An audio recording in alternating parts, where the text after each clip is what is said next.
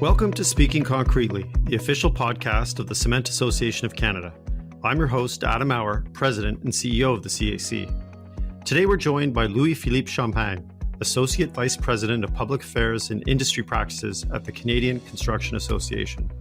The CCA is active all across Canada with 18,000 member firms. And this conversation couldn't be timelier, as at the time of recording, Bill C-5, the One Canadian Economy Act, which includes the Build Canada Act and deep commitments to major infrastructure projects, is being debated in the House. At this pivotal moment, I'm very excited to talk about infrastructure in the economy, workforce development, and of course, the role concrete plays in the overall construction industry and as a major player in Canada's economic sovereignty and prosperity. Welcome, Louis-Philippe, and thanks so much for joining us. Thank you, Adam. Nice to be here. Why don't we start with just telling us a little bit about the Canadian Construction Association? I mean, 18,000 members sounds like a large, unwieldy group, but also quite representative of just how important, how large the construction sector is in Canada. Yeah, it is a big number, a number we're quite proud of, but it really showcases how big construction is in Canada. And this is something that most Canadians don't always realize. Construction in Canada is 8% of our GDP. It's about 8% of our Canadian workforce as well. It's 1.6 million Canadian directly working in construction. This is a sizable part of Canada. And these 18,000 members of ours at the CCA, the National Association, are really coming to us through our partner association. There's 57 of those spread across the country, many of them provincial in nature, some of them local or regional. And their members are our members. And this is a structure we have at CCA, the integrated structure, so we can better represent interest from construction coast to coast to coast, but also across different subsectors. We represent civil construction and road builders. We represent vertical built environment, both in the multi-residential, the commercial, institutional, etc. So we have this nice holistic view that we can bring to Ottawa when we advocate to the federal government. Our mandate is multifold. Advocacy is our biggest point. We are in front of Parliament and in front of the government regularly to echo the concern of the industry and the needs that we have. As you mentioned correctly, C5 is a big one for our industry. And we also have this unique ability to bring together expertise from within the industry and build this best practices and this thought leadership through publication that we have, thanks to our hundreds of volunteers that collaborate across Canada to be sure we bring these practices together. Well, let's talk a little bit about Bill C-5, because I think it's sort of a nice segue into the elephant in the room these days. I mean, one of the things that you focused a lot on lately at the CCA, as we have at the CAC and as many industries across Canada have, is tariffs and the uncertainty that the sort of shifting geopolitical landscape brought on by President Trump in the US has brought to our economy. And one of the responses that we advocate for, and I know you advocate for, is the need for increased infrastructure investment. And in a way, it sort of makes sense. If you think about the COVID crisis, construction was largely designated essential across Canada through that crisis, and it played a significant role in dampening some of the economic impacts of COVID lockdowns. How does the Construction Association see the role of construction and infrastructure specifically in meeting the geopolitical moment, if you will? What kind of infrastructure projects are we talking about, and why are they so important to this kind of elbows up, build Canada mentality that we're in right now?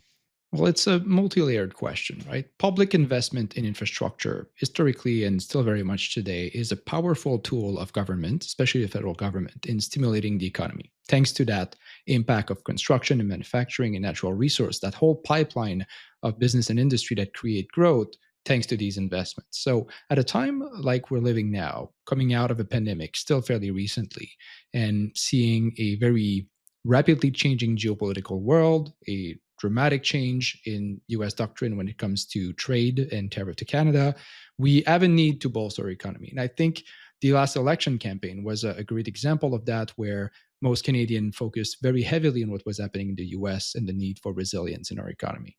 This is mostly why we believe that the new government is so hyper-focused on major projects, on investment in infrastructure, and stimulating that economic growth, so we can persist through these challenges that come from abroad.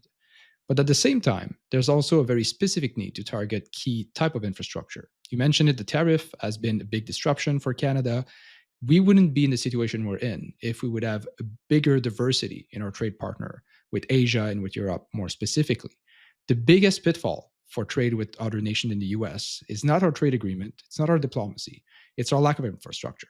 And for many years, CCA with many other federal partners have been advocating for what we call CTIP, the Canada Trade Infrastructure Plan, to make sure that Canada reinvests in its trade enabling infrastructure. That is our ports, our airports, our road infrastructure, our railroads, to be sure that we can move product and people across the country, province to province, as we're talking now with that one economy and the trade barrier between provinces, but also to new markets in Europe, in Asia, and around the world.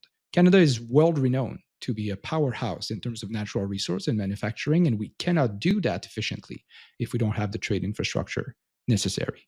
However, infrastructure investment doesn't stop there. We have been living through many decades of underinvestment in infrastructure Canada-wide. It's not any specific government. It's not even a specific level of government. That is true at the federal level, at the provincial level, and many municipal level. And this is spread out across all type of infrastructure. We've been talking about the housing crisis quite a bit in the last couple of years. This is in great part due to the lack of investment in public infrastructure, allowing for more homes to be built. There are challenges in itself on why we can't build homes themselves, but if there's no road or sewers or utility that connect this home to the city, there's challenges in building these 5 million homes we need. And this is true as well in defense. We've heard the Prime Minister just last week announcing significant investment in national defense to meet that 2% NATO target. This is in great part defense infrastructure on bases, airstrips, and ports, and etc. This large investment is taking us into the right direction to be sure we catch up on that deficit from the last many decades. So I hear from you both sort of the acute benefits of these types of investments in terms of immediate impact on providing jobs and stimulating investment in the economy, but there is a much larger game at play here as Canada looks to kind of reposition itself in a new sort of global trade regime that obviously it needs to have the backbone of infrastructure to be able to participate fully, which I think that's a really important point for people to understand. And I guess the question is, are we ready for the push? I mean, the Canadian construction sector has struggled with labor shortages, for example. Certainly, we see it as well in the cement and concrete industry. We also remember through COVID that there was, it was quite illuminating in terms of the fragility of some of our supply chains. Are we prepared as an industry to meet this moment? If the government is successful in getting multiple major projects moving at once, can the construction sector in Canada deliver?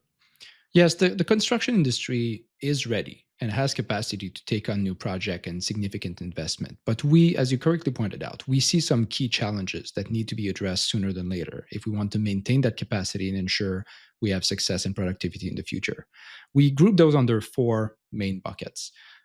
Infrastructure investment is not just a matter of putting money in the system, but it's also creating a stability and a predictability in these investments. The problem of construction over the past many years have been these boom and bust when government goes into an election and say we'll invest billion in infrastructure, and then after 3-4 years, they just die down.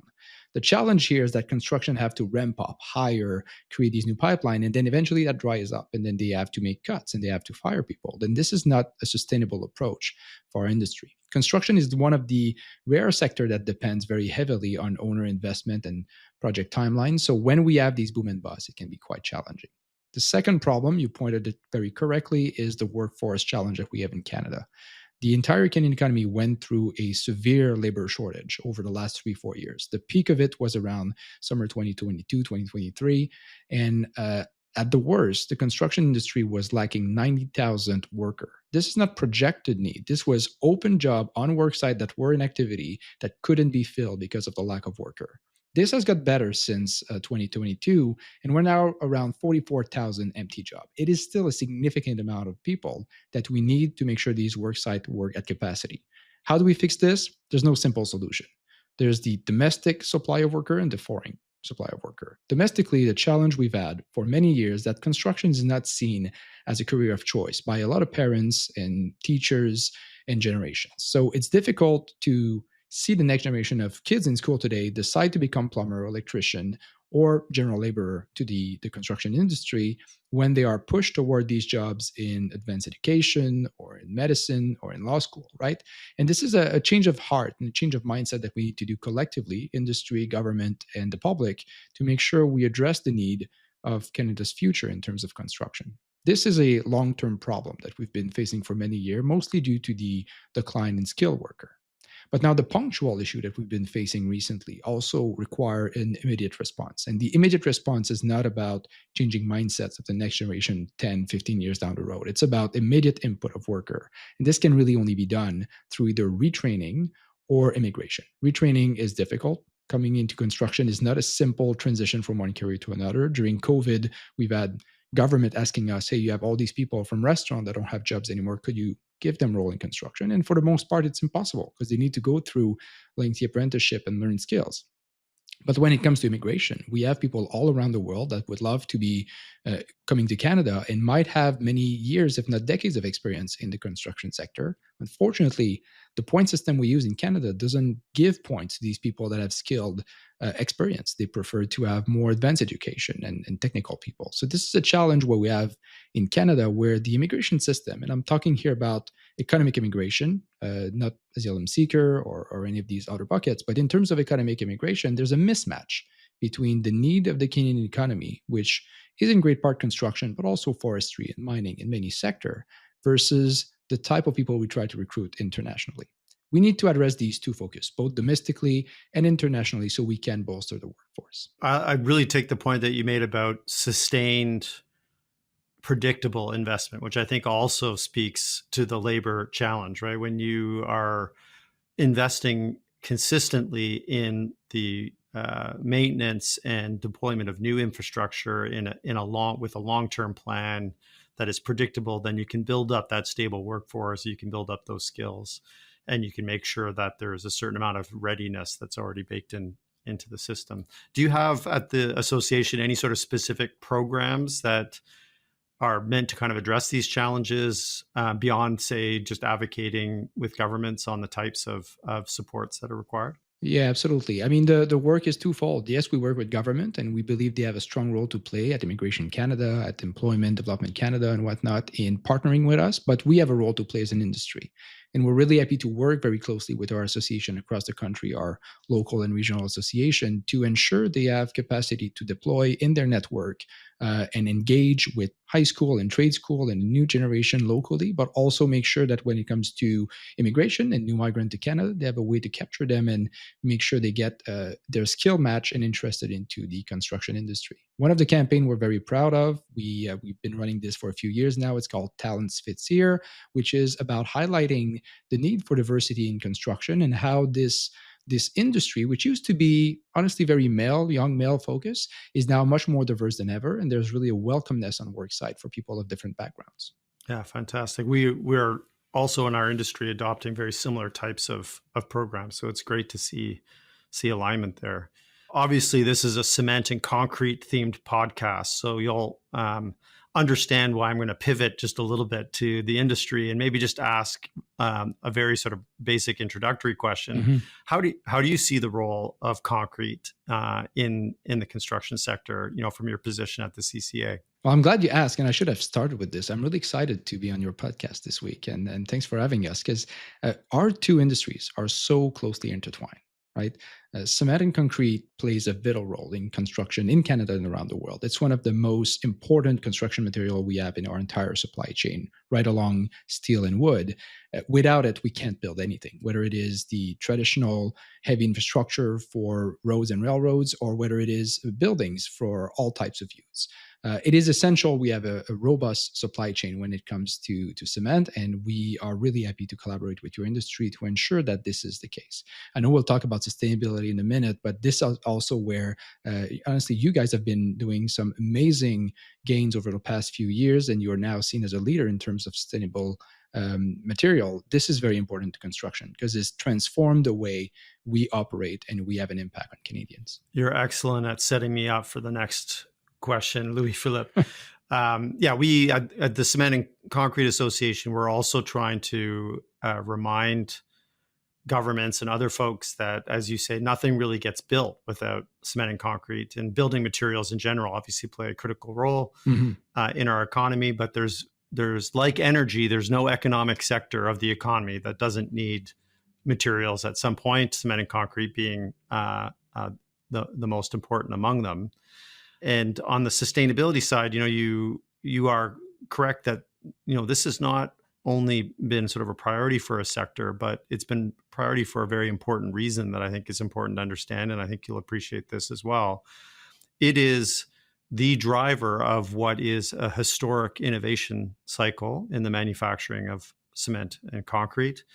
In particular, the drive to decarbonize, to move to more circular forms of production, as well as of construction. These are what is driving new technologies, new ways of thinking, and importantly, in the context of the economic moment that we're facing now, it's what's attracting huge investment to Canada and to other jurisdictions where the conditions for industrial decarbonization are favorable.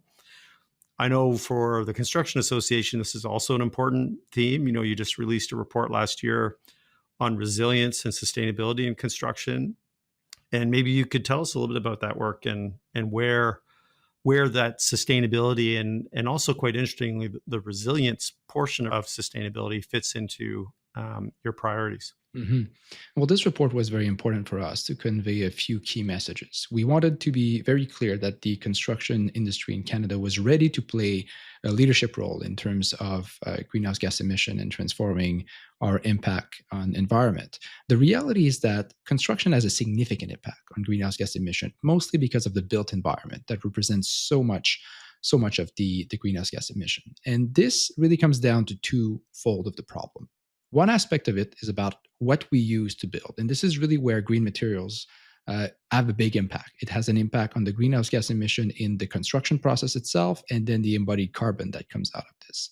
But the second aspect is also how we build as construction company, the situation on the work site, the way things operate, the type of envelopes we're looking for in buildings, and all this innovation that's coming up in the industry need to be pushed out of the industry towards owners, especially public owners, to better understand that modern technologies, modern way of doing buildings, modern material can really transform our impact on the environment, which is not only a good thing for the planet, but also a very good economic thing for owner that reduce their long-term impact on project, but also for construction industry. So we were quite happy to release this report and showcase these key impact and really address the fact that it's a pivotal time for construction, not just in Canada, but around the world, comparing some other market that have been doing good work in that regard to try to meet the moment. Yeah, for me, there's a bit of a tension at play sort of in this conversation in the construction sector. Because on the one hand, we can all point to tremendous innovations across the construction value chain. Cement and concrete is no exception. We've got, as you mentioned, incredible examples of progress we've made towards decarbonization and very exciting investments in innovative technologies in the manufacturing of the product.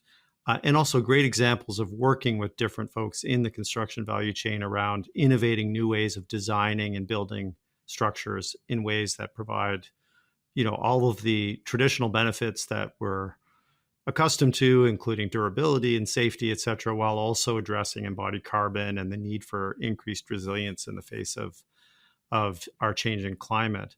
But there's also, on the flip side, a real resistance in some ways in the system, and I don't think there's any one particular actor, but the construction sector is one that is reluctant often to change, right? Because there's a lot of competing factors at play, as I mentioned, safety, durability, cost effectiveness, and sometimes the today's practice is the easiest and most efficient for maybe for engineers or for certain developers along the way. And I'm from the perspective that you have, sort of looking at the construction sector as a whole across Canada, what's your sort of assessment of how quickly these types of considerations, sustainability, resilience, are being taken up? I mean, we certainly see lots of examples of leadership. Where do you, in terms of the adoption curve, where do you see us sitting, and what do you think are sort of the major opportunities and challenges that we have to have to face in order to accelerate the transition. Yeah, that's good. I will challenge your perception a bit there, which is a very typical perception across Canada, that construction is a bit slow to change. It's an older industry, a very traditional industry. We see a lot of interest from construction company at all level, general contractor, trade contractor, across the whole spectrum, that really want to see more innovation in their process, more transformation in what they build. The key challenge we're facing is in procurement. Uh, a lot of the procurement in Canada, especially public procurement, is the old school way, and they're having real difficulty in changing delivery model, changing way to do things. So when we end up having this same old 1950 style lowest bidder procurement approach, then yes, you end up with contractor that have to bid with the lowest price in mind and nothing else. No community benefit impact, no environment impact and quality of material. But when you allow for more collaborative model and more discussion with the industry, we end up with very innovative solution and transforming the landscape of our built environment. And I think the construction industry, from what I see, is ready to step on because it's good business for them, but it's also something they're proud of. But they need to be allowed to do this through proper modern procurement mechanism, which isn't always the place. I will also say there are low-hanging fruits, right? I was telling you about how it's a twofold process, both what we build with, but how we build as well. There's a lot of low-hanging fruit on the how we build. I'll give you a key example. We have countless job sites across Canada in urban center where the electric grid is extensive, right? There's no issue in getting connected to the power grid in downtown Toronto, for example. Yet, so many of these work sites often have to start construction and do most of the construction before the utility companies even involved in connecting the job site to the power grid. As a result, we end up burning diesel and generator for weeks, if not months, and have a massive impact on the greenhouse gas emission of that work site and that building for no real reason beside the procurement wasn't done the best way possible, and then we couldn't connect utility owner and contractor together early enough to be sure that the power grid is connected early in the process. There's countless small examples like that where we could transform things and have a significant impact with really no negativity for contractor or for owners. I love the focus on procurement. And actually, I hope that we can have an entire podcast dedicated to that exact question, because I think you're bang on, and perhaps we'll invite you back. I'm sure we could to participate in that discussion, because you've got some great insights. Maybe one last question on the innovation side, because I think it seems like an obvious omission these days not to talk about artificial intelligence. Mm-hmm. And how do you see, whether it's in the context of sustainability and some of the sort of innovations and efficiencies you've already talked about, or whether there are other uses, how do you see AI integrating into the construction sector? Yeah, there's a real boom in terms of innovation, especially digital innovation such as AI in construction. We just recently, KPMG released a report on digital maturity in the construction industry. And just to quote some of their number, 87% of the respondents realize that the need for technology implementation is necessary to meet the housing demand. 90% believe it is essential to boost efficiency and labor effectiveness. So when we're talking about these challenges of building more homes or finding the workforce, innovation in technologies plays a big role in this, and we need to tackle that firsthand. What we see in terms of current implementation of AI and technologies is in what I would call the early stage of construction. Project planning and scheduling, design optimization, safety monitoring, sometimes in cost estimation, for example, are some of the key points where technology really are taking more and more of a place over the last few years and even few months. Things have been moving very quick.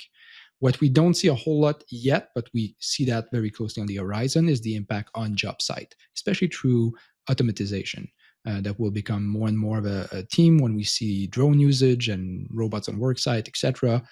We're not quite there in Canada yet. We still see some of those being implemented, but it tends to be the exception more than the rule. So let's conclude then by trying to put it all together. Here we are in this very unique moment in Canada's history, with a huge ambition around addressing some longstanding gaps in our infrastructure investment and actual built infrastructure in Canada. We've got high ambitions to do that in a way that bolsters productivity, secures domestic supply chains, reduces greenhouse gas emissions, builds up our physical resilience to a changing climate, supports innovation, including bleeding edge technologies like artificial intelligence. How do you see all of this integrating over the next decade, let's say? Where do you see the construction sector, if we look at where we are today and where we're going to be 10 years from now? What does it look like to you? Well, we're really at this pivotal point where if we do have leadership from the private sector, the public sector, and governments to make sure we achieve all of these goals, we tackle the workforce crisis, we invest in infrastructure, we rethink our role as a nation, then yeah, I think in 10 years from now, we'll be thriving as a country and as an industry because we have tangible opportunity in front of us. If we manage to close the gap on the housing need and restore affordability for the next generation, will transform the impact this entire generation can have on the future. If we address our lack of trade infrastructure, we can totally modernize the way Canada interact with the world and change our role as a nation on the entire planet. This can happen in 10 years if the leadership is there and the industry is ready to meet the demand. And we are just waiting for that leadership to take place. We're quite happy to see what's been happening in Ottawa over the past few weeks. We'll see if that maintain the pace throughout the summer and early in the fall. But we are hopeful, we are optimistic, and we believe that what's awaiting for construction is very positive. Well, I love that optimism. Louis-Philippe Champagne, it's been a real pleasure chatting with you today, and thanks so much for joining us. It's been a pleasure. Thank you to our audience for listening. And don't forget to subscribe and follow our podcast on your favorite platform. We hope to see you next time.